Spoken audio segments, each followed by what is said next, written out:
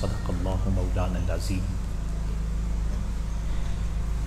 یا اکرم الخلق مالی من الوذ بہ سواک عند حلول الحادث العممی، مولاي صل وسلم دائما ابدا علی حبیبک خیر الخلق کلہم۔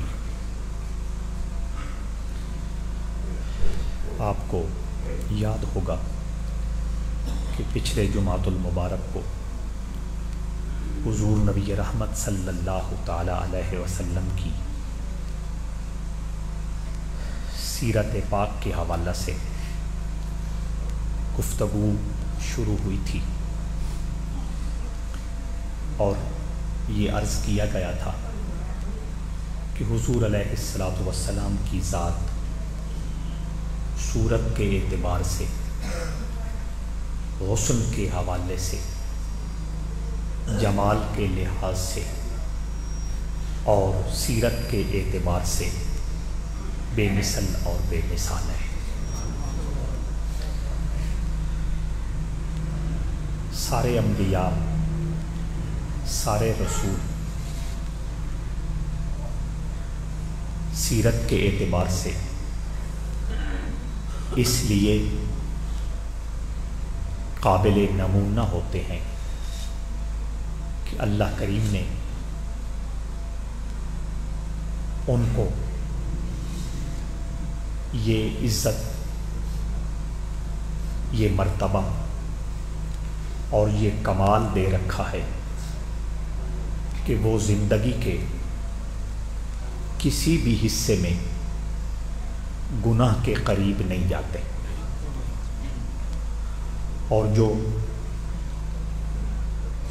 انسان اور جو شخصیت گناہ کر ہی نہ سکے اسے معصوم کہا جاتا ہے۔ بات چلتے چلتے یہ شروع ہوئی تھی کہ اللہ کریم اپنے نبیوں اور رسولوں کو معصوم کیوں بناتا ہے۔ اس حوالے سے یہ عرض کیا تھا کہ ایک وجہ یہ ہے کہ اللہ کریم نے اپنے نبیوں اور رسولوں کا وجود اور ان کا مبارک جنت کی مٹی سے بنایا ہے، اور جنت میں کوئی گناہ کا تصور نہیں ہے۔ دوسرا یہ عرض کیا تھا کہ اللہ کے سارے نبی اور رسول زندگی کے ہر لحظہ اور ہر لمحہ میں اپنے رب کا مشاہدہ کرتے رہتے ہیں، رب کا جلال و جمال۔ تیسرا یہ عرض کیا تھا کہ اللہ کریم اس کے ساتھ ساتھ اپنے نبیوں اور رسولوں پر یہ کرم کرتا ہے اور خصوصی مہربانی فرماتا ہے کہ سارے نبیوں اور رسولوں کو حفاظت میں رکھتا ہے۔ بطور انسان، بطور بشر، اگر ان کے من میں اور ان کے اندر کے جہان میں کوئی وسوسہ آ بھی رہا ہو تو اللہ کریم اپنی حفاظت کی بنا پر ان کو اس کمزوری سے ہمیشہ دور رکھتا ہے۔ قرآن مجید کے حوالہ سے میں نے مثال دی تھی کہ حضرت یوسف علیہ السلام کو زلیخہ نے جب دعوت گناہ دی تو اللہ نے فرمایا لولا ارآ برہان ربی، کہ حضرت یوسف علیہ السلام نے اپنے رب کی نشانی اور دلیل دیکھ لی اور اللہ کی حفاظت کے دائرے میں رہتے ہوئے وہ گناہ سے بچ گئے۔ اسی بات کو ہم آگے بڑھا رہے ہیں کہ حضور نبی رحمت صلی اللہ تعالی علیہ وسلم بھی اللہ رب العزت کی حفاظت کے دائرے میں ہر لحظہ ہر لمحہ موجود رہے۔ 14 سال کی عمر ہے مکہ شریف میں ایک بہت بڑے گھرانے میں شادی کا فنکشن ہے، شادی کا پروگرام ہے۔ حضور دو عالم صلی اللہ تعالی علیہ وسلم کے ساتھ اٹھنے بیٹھنے والے کچھ نوجوانوں نے آقا کریم صلی اللہ علیہ وسلم کی خدمت میں عرض کیا کہ آج فلاں گھر شادی ہے اور رات کو وہاں بڑا ماحول ہوگا، ہم جاننا چاہتے ہیں اور اس ماحول سے لطف اندوز ہونا چاہتے ہیں۔ آپ بھی ہمارے دوست ہیں، ہمارے ساتھ اٹھتے بیٹھتے چلتے پھرتے کھاتے پیتے ہیں، آپ بھی ہمارے ساتھ چلیے گا۔ حضور علیہ الصلوۃ والسلام نے پہلے تو معذرت کی کہ میرا اس قسم کا کوئی شوق نہیں ہے، لیکن دوستوں کے اصرار کرنے پر اور مجبور کرنے پر حضور علیہ الصلوۃ والسلام وہاں تشریف لے گئے۔ 14 سال کی عمر ہے۔ وہاں واقعی ایک ایسا ماحول تھا جو کسی بھی نیک انسان کو زیب نہیں دیتا تھا۔ حضور علیہ الصلوۃ والسلام کو اندازہ ہو گیا کہ جہاں میں آیا ہوں یہاں مجھے نہیں آنا چاہیے تھا، یہ میری عظیم اور حسین فطرت کے خلاف سب سین ہیں، لیکن آپ چونکہ پہنچ چکے تھے، آپ فرماتے ہیں ابھی بس میں کشمکش میں تھا کہ رکوں یا جاؤں، مجھے نیند آنا شروع ہو گئی اور نیند نے اتنا غلبہ ڈالا کہ میں وہیں فرش پر لیٹ گیا اور صبح تک مجھے کچھ اندازہ ہی نہیں ہو سکا کہ میں کہاں ہوں اور کس کیفیت میں ہوں۔ جو کچھ ہونا تھا رات اس ماحول میں ہوتا رہا اور مجھے کسی قسم کا کوئی اس ماحول کے حوالے سے اپنے من میں، اپنے دل میں، اپنی روح میں شرمساری کا احساس نہیں ہوا۔ تو یہ حفاظت خداوندی ہے کہ اپنے حبیب مکرم صلی اللہ تعالی علیہ وسلم کو اس نامناسب ماحول کے دیکھنے سے بھی بچا لیا۔ مکہ شریف میں ایک زمانے میں سیلاب آ گیا۔ چونکہ جن لوگوں کو حاضری کا موقع ملا ہے وہ جانتے ہیں کہ حرم شریف، بیت اللہ شریف پورے شہر مکہ کے مقابلے میں نشیب میں ہے، نیچے ہے، تو ظاہر ہے زمین کا وہ ایریا جو نشیب میں ہوتا ہے اور نیچے ہوتا ہے، علاقے کا سارا پانی اکٹھا ہو کے اسی طرف لوٹ آتا ہے۔ بارش زیادہ ہوئی، سیلاب کا ماحول بنا اور شہر مکہ کا سارا پانی سمٹ کر حرم شریف میں داخل ہو گیا۔ بیت اللہ شریف، اس کی دیواروں میں جو مصالہ تھا وہ نکل گیا، اب کھوکھلی دیواریں کھڑی ہیں۔ جب 2-4 دن کے بعد پانی کم ہوا اور پانی نکالا گیا تو قریش مکہ نے مل بیٹھ کر صلاح کی، مشورہ کیا کہ اللہ کا گھر نئے سرے سے بنانا ضروری ہو گیا ہے، اگر 2-4 دن اور ہم ضائع کرتے ہیں تو یہ دیواریں گر جائیں گی، کیونکہ کھوکھلی ہو چکی ہیں، مصالہ ان سے نکل چکا ہے۔ تمام بڑے بڑے خاندانوں نے مل کر چندہ اکٹھا کیا کہ اللہ کا گھر بنانا ہے۔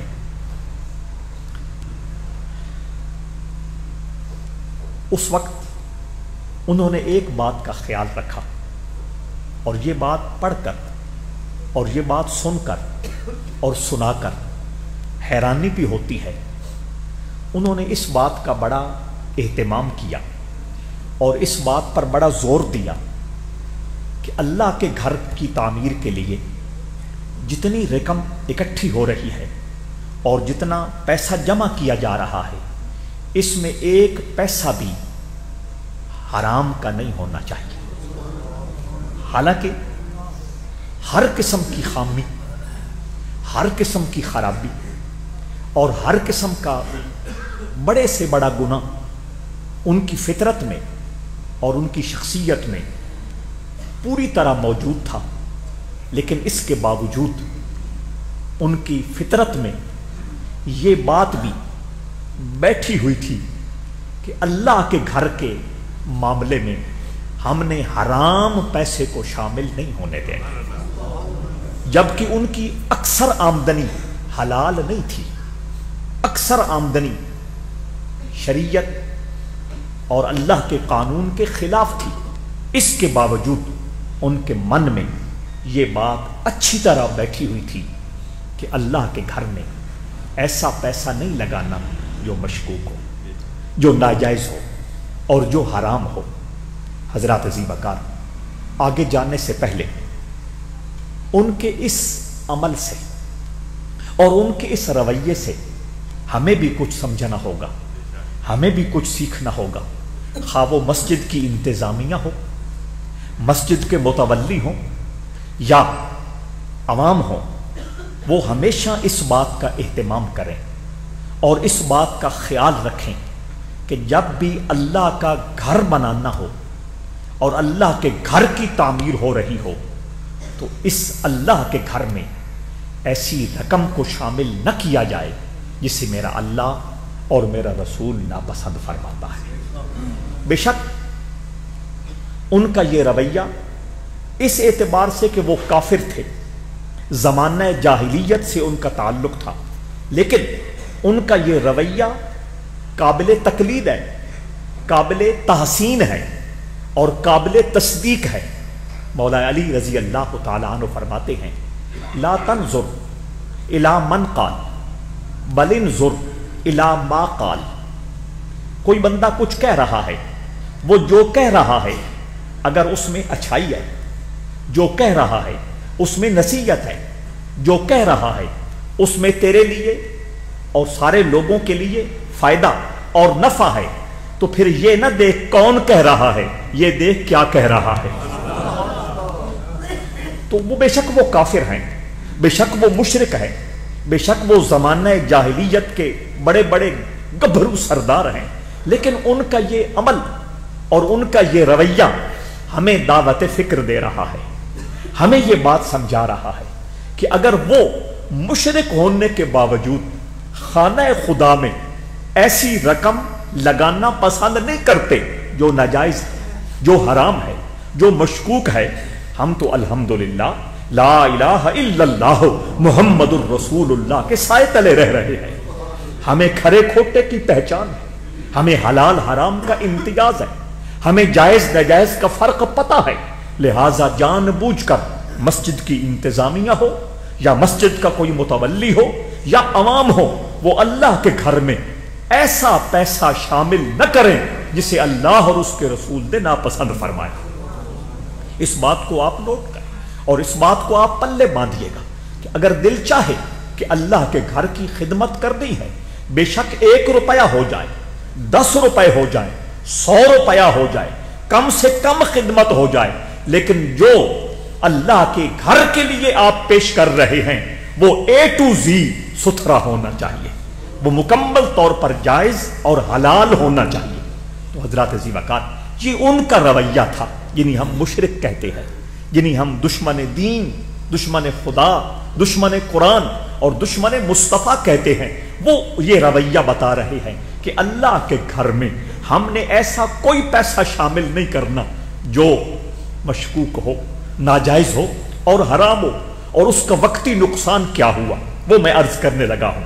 جو پیسے اکٹھے ہوئے، جو فنڈنگ ہوئی، جو چندہ جمع ہوا، اس سے اللہ کا وہ گھر جو حضرت ابراہیم اور حضرت اسماعیل علیہم السلام نے تعمیر کیا تھا، وہ پورا اس موقع پر تعمیر نہ ہو سکا، کیونکہ اگر وہ ساری بنیادیں جن پر حضرت ابراہیم اور حضرت اسماعیل نے اللہ کا گھر بنایا تھا، ان بنیادوں پہ وہ کمرہ اور وہ بیت اللہ شریف مکمل ہوتا تو خرچہ بڑھ جاتا تھا، اور ان کے پاس حلال اور جائز رقم اتنی تھی کہ وہ مجبور ہو گئے کہ اس احاطے میں کمی کر دی جائے۔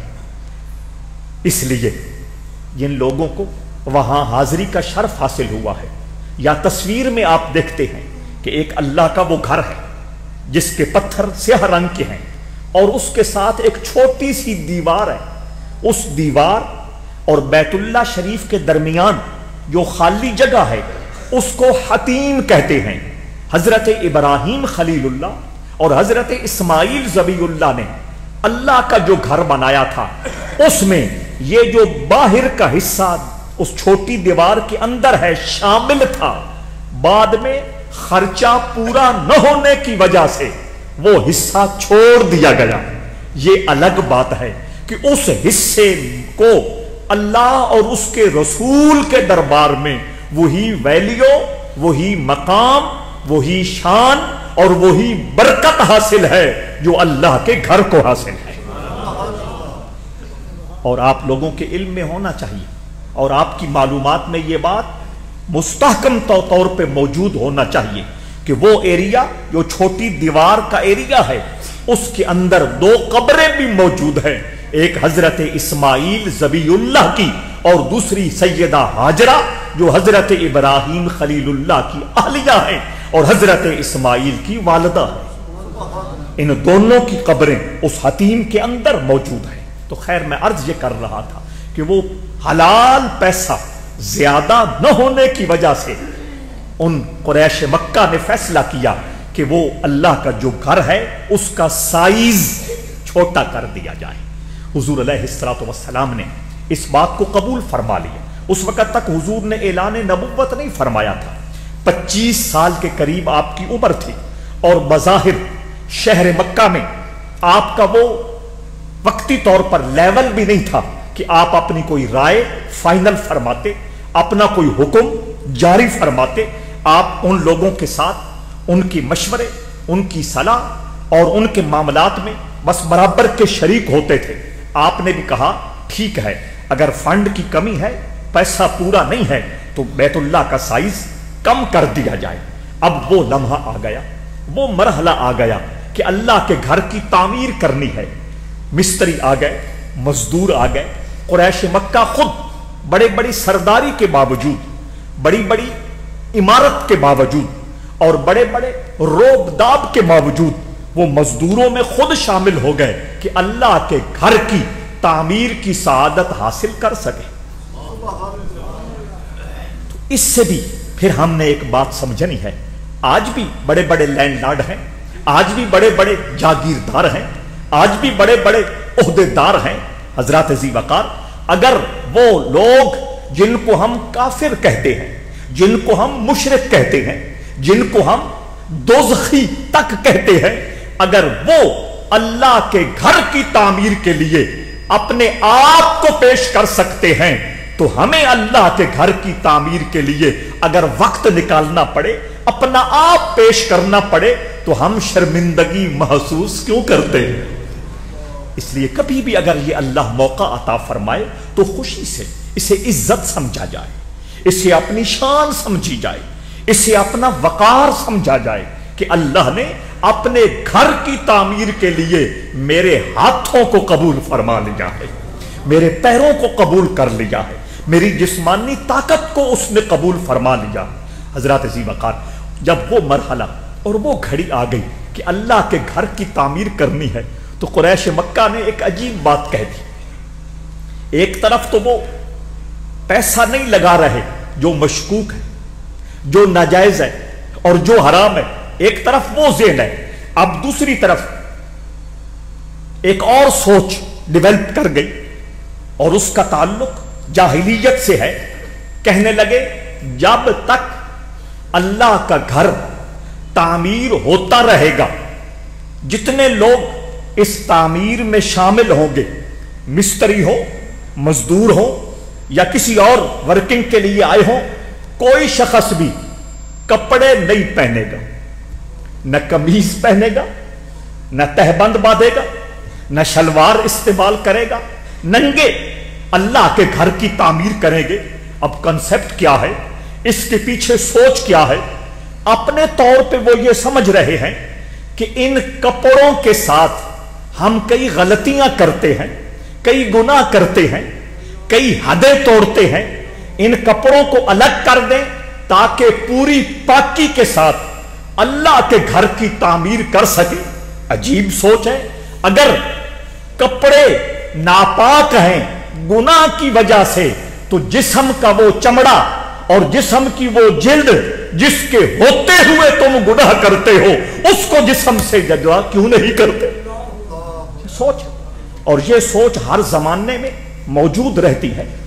कई लोग हर जमाने में, हर मुआशरे में ऐसे मौजूद रहे हैं और मौजूद हैं कि वो बज़ाहिर एक काम को नेकी समझ रहे होते हैं और दर हकीकत अल्लाह और उसके रसूल की निगाह में वो काम बुराई और गुनाह समझा जाता। चंद साल पहले यहां एक फौतगी हुई कमर कॉलोनी के इलाके में। तो जनाजा उन्होंने यहीं पढ़ना था। जनाजा आने से पहले स्पेशल नहीं, अचानक बात छिड़ गई और किसी ने बताया कि ये जो जनाजा आ रहा है इसके दोनों पांव के अंगूठों में लोहे के छल्ले डाले गए हैं और उन छल्लों को आपस में जोड़ दिया गया है। मैंने कहा ये क्या है? इस्लाम में तो इसका कोई तसव्वुर नहीं है। मर्द के लिए कफन है, औरत के लिए कफन है। मर्द के लिए इतने कपड़े हैं, औरत के लिए इतने कपड़े हैं। बाकी ज्यादा से ज्यादा ये है, जिस शख्स को मर्द हो या औरत कब्र में दफनाना है बरकत के लिए, उसके साथ किसी अल्लाह के प्यारे के बाल, अल्लाह के प्यारे की टोपी, अल्लाह के प्यारे का कुर्ता या उसकी कोई निशानी, ये रखना जायज है। सैयदना अमीर मुआविया रजी अल्लाह तआला अन्हु सहाबी रसूल है, कुरान शरीफ के कातिब हैं। उन्होंने दुनिया से रुखसत होते वक्त ये लिखा था और ये वसीयत फरमाई थी कि मेरे पास हुजूर दो आलम सल्लल्लाहु तआला अलैहि वसल्लम के कुछ नाखून मुबारक हैं और कुछ बाल मुबारक हैं, और मैं ये वसीयत करता हूं कि वो बाल मेरे आंखों पे सजाए जाएं और वो नाखून जो हुजूर अलैहिस्सलातु वस्सलाम के हैं मेरे सीने पे रखे जाएं। और मैं ये अकीदा रखता हूं कि हुजूर अलैहिस्सलातु वस्सलाम के नाखून और हुजूर के मुंह मुबारक, बाल मुबारक की बरकत से अल्लाह मेरी बख्शिश फरमा देगा। ये सहाबी रसूल का अकीदा है। बात तय हो गई। और कुरान मजीद ने भी अल्लाह वालों के साथ जिन चीजों की निस्बत हो जाती है उनको अजमत वाला कहा है, उनको शान वाला कहा है, उनको करामत वाला कहा है, उनको नफा और फैज वाला कहा है। कुरान मजीद सूरह बकरा पहला पारा अल्लाह करीम ने फरमाया वा बक़िय्यतुम मिम्मा तरक आलु मूसा व आलु हारून तहमिलुहुल मलाइका। एक संदूक था, उस संदूक में हजरत मूसा और हजरत हारून के कुछ कपड़े और उनके जिस्म के साथ लगने वाली कुछ चीजें संभाली हुई थी। अल्लाह फरमाता है कि तहमिलुहुल मलाइका, अल्लाह के फरिश्ते उस संदूक को उठाए फिरते हैं।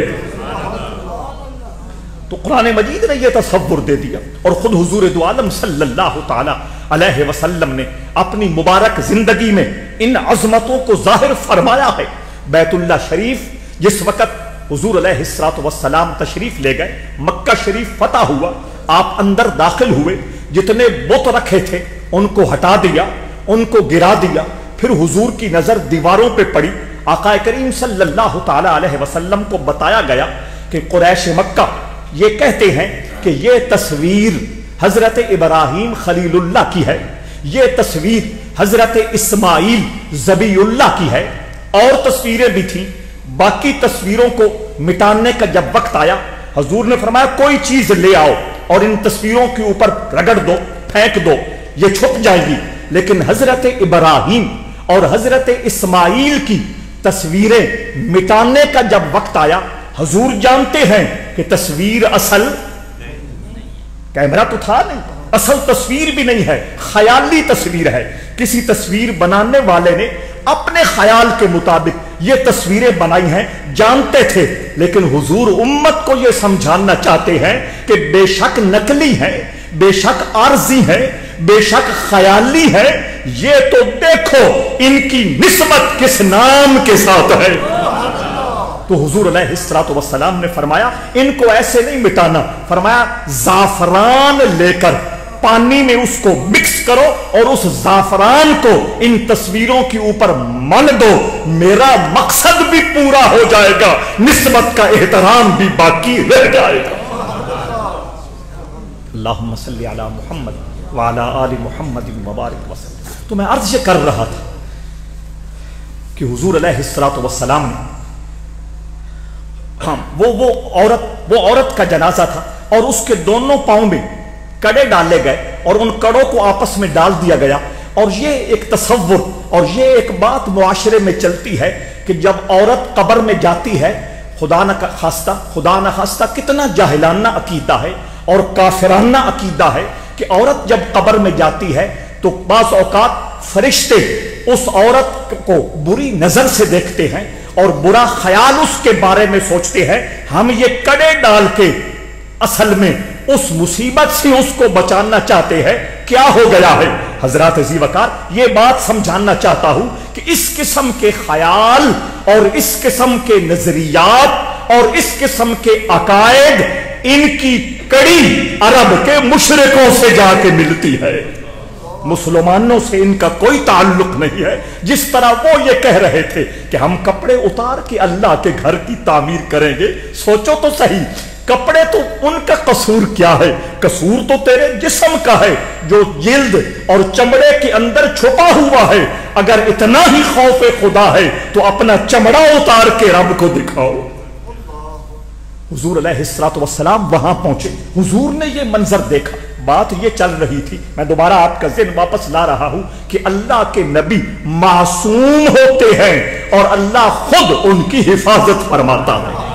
اب پھر بات اس طرف آ گئی، حضور علیہ الصلوۃ والسلام وہاں جلوہ گر ہوئے، انہوں نے کہا محمد تم بھی آؤ اور اس خدمت میں حصہ لو، اللہ کا گھر بن رہا ہے، اس میں شرکت کی سعادت حاصل کرو۔ حضور نے مٹی پکڑی، حضور نے تگاری پکڑی، حضور نے کوئی ڈیوٹی دینا شروع کی، وہ کہنے لگے نا نا نا ایسا نہیں، ہم نے کپڑے اتارے ہوئے ہیں، تم بھی کپڑے اتارو۔ حضور علیہ الصلوۃ والسلام نے فرمایا ایسا نہیں ہو سکتا۔ اب وہ چونکہ عمر میں بھی بڑے تھے اور ان کا ایک سٹیٹس بھی تھا، وہ اللہ کے محبوب صلی اللہ علیہ وسلم کو مجبور کرنے لگے، فورس کرنے لگے، کپڑے اتارو۔ حضور علیہ الصلوۃ والسلام انکار فرما رہے ہیں، آقا فرماتے ہیں اس مرحلے میں بھی اور اس لمحے میں بھی، وہ 14 سال کی عمر میں جو معاملہ میرے ساتھ پیش آیا، اب 25 سال کی عمر میں بھی وہی معاملہ پیش آیا۔ حرم کا صحن کھچا کھچ بھرا ہوا ہے، لوگ ہر حوالے سے چاق و چوبند کھڑے ہیں، چست اور ہوش مند ہیں، اور مجھ پہ نیند کا غلبہ آ جاتا ہے۔ گھنٹوں صحن حرم میں پڑا رہا، نیند کی وادی میں سویا رہا، گھنٹوں کے بعد شام کے وقت مجھے احساس ہوا کہ میں تو کہاں ہوں۔ تو اس طرح اللہ کریم نے اپنے محبوب صلی اللہ تعالی علیہ وسلم کو اس حوالے سے بھی اپنی حفاظت کے دائرے میں رکھا۔ حضور علیہ الصلوۃ والسلام پر وحی کا سلسلہ شروع ہوا، کچھ عرصے کے بعد وحی کا سلسلہ رک گیا۔ اللہ کریم آزماتا ہے، اللہ کریم اپنے بندوں سے امتحان لیتا ہے، اور قرآن مجید میں اس حقیقت کو اللہ کریم نے ان الفاظ کے ساتھ بیان کیا، واللہ یقبض ویبسط، اللہ ہی بندے کے سینے میں خشکی پیدا کرتا ہے اور اللہ ہی بندے کے سینے میں تری پیدا کرتا ہے۔ خشکی آ جاتی ہے تو عبادت میں لذت نہیں ہوتی، خشکی آ جاتی ہے ذکر میں حلاوت محسوس نہیں ہوتی، وہ خشکی آ جاتی ہے اچھا کلام سن کے دل میں ذوق شوق اور سرور کی کیفیات نہیں مچلتی، بندہ کہتا ہے پتہ نہیں مجھ سے کیا غلطی ہو گئی، مجھ سے کیا گناہ ہو گیا، مجھ سے کیا ایسا کام ہو گیا جس کی وجہ سے عبادت سے لذت گئی، ذکر و اذکار سے سرور گیا، اچھے کلام سننے کے بعد میرے سینے میں رونق اور میرے سینے میں ذوق و شوق کی وادی نہیں کھلی، بندہ پریشان ہو جاتا ہے، مجبور ہو جاتا ہے، بے بس ہو جاتا ہے۔ اس خشکی کو قرآن قبض کہتا ہے، اور اللہ فرماتا ہے کہ اپنے بندوں کے من میں جو خوشی کے لمحات آتے ہیں یہ بھی میری آتا ہے، اور جو خشکی کے لمحات آتے ہیں یہ بھی میرا کام ہے۔ اور واللہ یقبض ویبسط، اس قرآنی ترتیب کو اگر دیکھیں، صوفی لوگ، ذوق والے لوگ اس ترتیب کو دیکھیں تو اور لطف آئے گا۔ اللہ نے خشکی کا ذکر پہلے کیا اور خوشی کا ذکر بعد میں کیا۔ پتہ یہ چلا کہ جس سے بھی اللہ اپنے ذکر کی طاقت عطا فرماتا ہے اور اپنے دروازے پہ جھکنے کا شعور عطا فرماتا ہے اور توفیق عطا فرماتا ہے، وہ زندگی میں ان لمحات سے گزرتا ہے۔ خشکی آتی ہے، معاملات رکتے ہیں، وہ سمجھتا ہے پتہ نہیں کیا ہو گیا۔ اور اگر شعور ہو، اگر سمجھ ہو اور بصیرت ہو تو اللہ کے راستے میں چلنے والا ذاکر، اللہ کے راستے میں چلنے والا شاغل اور اللہ کے راستے میں چلنے والا سالک اس کیفیت کو بھی اللہ کی عطا سمجھتا ہے کہ یہ سنت مصطفیٰ ہے۔ یہ صرف مجھ پہ نہیں، حضور علیہ الصلوۃ والسلام کی ذات اقدس پہ بھی اللہ نے یہ کیفیت نازل فرمائی تھی۔ وہی آتی تھی حضور خوش رہتے تھے، وہی آتی تھی حضور کا سرور بڑھتا تھا، وہی آتی تھی اللہ کے جمال و جلال کا مشاہدہ ہر وقت کرتے تھے، وہی آتی تھی آسمان کے ساتھ حضور کی روح کا رشتہ جڑا رہتا تھا، وہی آتی تھی دنیا سے طبیعت سرد رہتی تھی، وہی آتی تھی دنیا کی اہمیت کم محسوس ہوتی تھی، وہی آتی تھی اللہ کی محبت کا نشہ سارے رگو پے میں پوری بستی کے ساتھ موجود ہوتا تھا، وہی رک گئی۔ آقا فرماتے ہیں میں اتنا دکھی ہوا، میں اتنا پریشان ہوا، میں دل سے اتنا غم زدہ ہوا کہ میں نے کئی مرتبہ یہ سوچا پہاڑ پہ چڑھ جاؤں اور چھلانگ لگاؤں۔ اسے خودکشی کہتے ہیں، اپنے آپ کو مارنا، اسے اللہ اور اس کے رسول نے حرام قرار دیا ہے۔ اب حضور اپنی اس کیفیت کے ہاتھوں پریشان ہیں، اس کیفیت کے ہاتھوں مجبور ہیں، اور اس کیفیت کو فطرت وحی کے نام سے کتابوں میں لکھا گیا ہے، وحی کے رکنے والا زمانہ۔ اب حضور فرمایا ایک مرتبہ میں یہ ارادہ لے کے پہاڑ کی طرف چلا، اچانک میرے کانوں میں آواز آئی یا محمد، میں رک گیا۔ اب مجھے احساس ہو گیا کہ نہیں ایسا کوئی معاملہ نہیں ہے، میں کسی کی نگاہوں میں ہوں، میں کسی کی توجہ میں ہوں، میں کسی کے خیال میں ہوں۔ کچھ عرصے کے بعد پھر وہ طبیعت میں بے چینی ہوئی، فرمایا پھر میں وہ خیال لے کے پہاڑ کی طرف چلا، اس وقت باقاعدہ کسی نے میرا دایاں بازو پکڑ لیا۔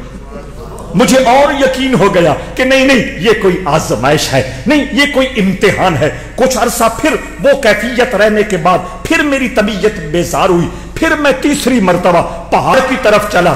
فرمایا اس وقت اللہ نے جبرائیل امین کو اپنی اصلی شکل و صورت میں میرے سامنے کھڑا کر دیا۔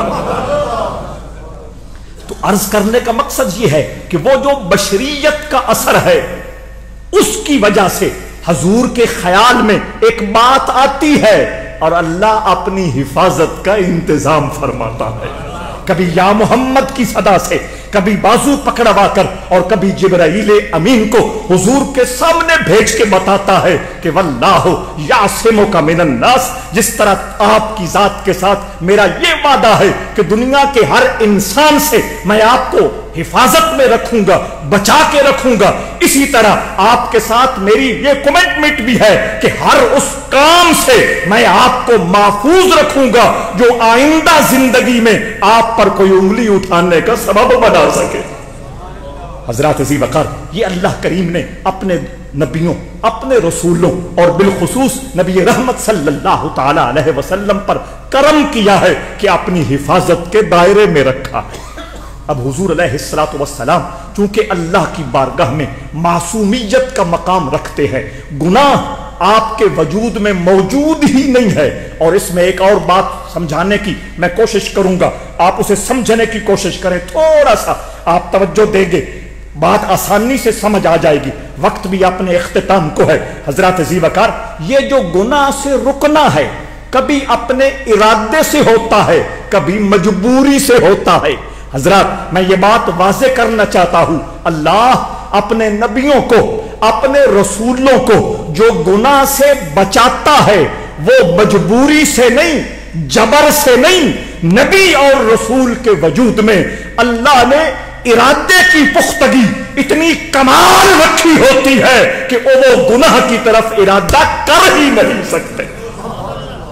اور کمال تب ہے کہ بندہ اپنے ارادے سے گناہ سے رک جائے، اپنے ارادے سے گناہ سے بچ جائے۔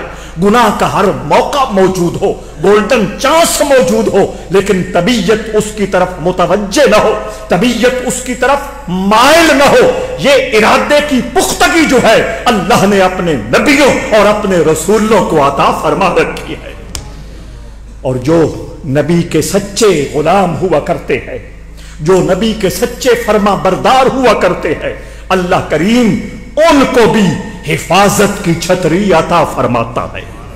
میں پچھلے جو میں یہ بات عرض کر کے آیا ہوں وہ میں نے شروع میں کہی تھی، آج میں اپنی گفتگو کے آخری مرحلے میں کہہ رہا ہوں کہ جن لوگوں نے وہ نہیں سنی وہ اچھی طرح سن لیں، یاد کر لیں۔ اس کا تعلق ہمارے عقیدے کے ساتھ ہے۔ نبی اور رسول اللہ کی عطا سے معصوم ہوتا ہے۔ نبی اور رسول کے علاوہ کوئی پیر ہو، کوئی فقیر ہو، کوئی عالم دین ہو، کوئی صحابی رسول ہو یا کوئی رسول اللہ کی آل ہو، وہ معصوم نہیں، محفوظ ہے۔ سمجھ آ رہی ہے؟ معصوم ہونا نبی کی صفت۔ کس کی صفت؟ جس طرح اللہ کی صفت میں کوئی گھس نہیں سکتا، نبی کی صفت میں بھی کوئی امتی گھس نہیں سکتا۔ بالکل اپنا عقیدہ دو ٹوک رکھے کہ نبی اور رسول اللہ کی بارگاہ سے عصمت اور معصومیت کا تاج پہن کے آیا ہے۔ نبی کی اولاد ہو، نبی کے شاگرد اور صحابہ ہو، کوئی پیر فقیر ہو، کوئی بڑے سے بڑا مفتی اور عالم دین ہو، وہ معصوم نہیں ہے۔ ہاں یہ الگ بات ہے، نبی سے محبت کی وجہ سے اور نبی کے راستے پہ چلنے کی وجہ سے اور نبی کی نگاہ ناز حاصل ہونے کی وجہ سے وہ اللہ کی حفاظت کی چھتری میں آ جائے۔ اللہ کریم ہمیں صحیح عقیدہ سمجھنے کی توفیق عطا فرمائے۔ ہمارا یہ موضوع مسلسل چلنے والا ہے، میں بیس بنا رہا ہوں، ایک بنیاد عرض کر رہا ہوں کہ اللہ نے جس ہستی کے بارے میں فرمایا کہ اگر تم کائنات میں کوئی مثال بنانا چاہتے ہو، کائنات میں کوئی آئیڈیل بنانا چاہتے ہو تو وہ میرے رسول معظم کی ذات ہے۔ تو میں ذہنی طور پر آپ کو پختہ کرنے کی کوشش کر رہا ہوں کہ اللہ نے اپنے محبوب کو یہ جو مقام دیا ہے اس کے پیچھے محبوب کی کتنی عظمتیں سجا کے رکھی ہے۔ یہی وجہ ہے، سن لیجئے، اللہ کے حبیب صلی اللہ تعالی علیہ وسلم نے ارشاد فرمایا، لوگوں جو انسان بھی دنیا میں آتا ہے اس کے ساتھ اللہ شیطان بھی پیدا کرتا ہے۔ کیا پیدا کرتا ہے؟ اب اس میں حضور نے کوئی نہیں فرمایا کہ میری آل کے ساتھ شیطان نہیں ہوتا، میرے صحابہ کے ساتھ شیطان، پیروں فقیروں کے ساتھ شیطان، عالم و فقیہوں کے ساتھ شیطان نہیں ہوتا۔ حضور نے دو ٹوک فرمایا، جو انسان بھی دنیا میں پیدا ہوتا ہے اس کے ساتھ اللہ اس کا ہمزاد شیطان پیدا کرتا ہے۔ صحابہ نے جب بات سنی، حضور کے ایک صحابہ نے فوراً عرض کی، یا رسول اللہ آپ بھی تو پیدا ہوئے اور آپ کے ساتھ بھی اللہ نے شیطان پیدا کیا؟ حضور نے فرمایا ہاں، لیکن ساتھ ہی اللہ کے حبیب نے فرمایا جو شیطان اللہ نے آمنہ کے لال کے ساتھ پیدا کیا اس شیطان کو مصطفیٰ کریم کا غلام بنا دیا۔ وہ حضور کا کلمہ پڑھ کے حضور کے غلاموں میں شامل ہو گیا، مسلمانوں میں داخل ہو گیا۔ تو جو غلام ہو گیا پھر اس کا اختیار ختم ہو گیا۔ یہ حضور کی عظمت ہے، یہ حضور کا مقام ہے، اور یہ حضور کی وہ شان ہے جس کو سامنے رکھتے ہوئے میرے اللہ نے فرمایا قیامت تک میرے نبی کا جو کلمہ پڑھنے والا ہے میں اس کو پابند کرتا ہوں نبی کی ذات کو مثال بنانے۔ انشاءاللہ اس بات کو ہم چلائیں گے۔ اللہ کریم ہمیں حضور علیہ السلام کی سچی محبت کے ساتھ حضور کی تابعداری کی توفیق عطا فرمائے۔ وما علیہ الا اللہ۔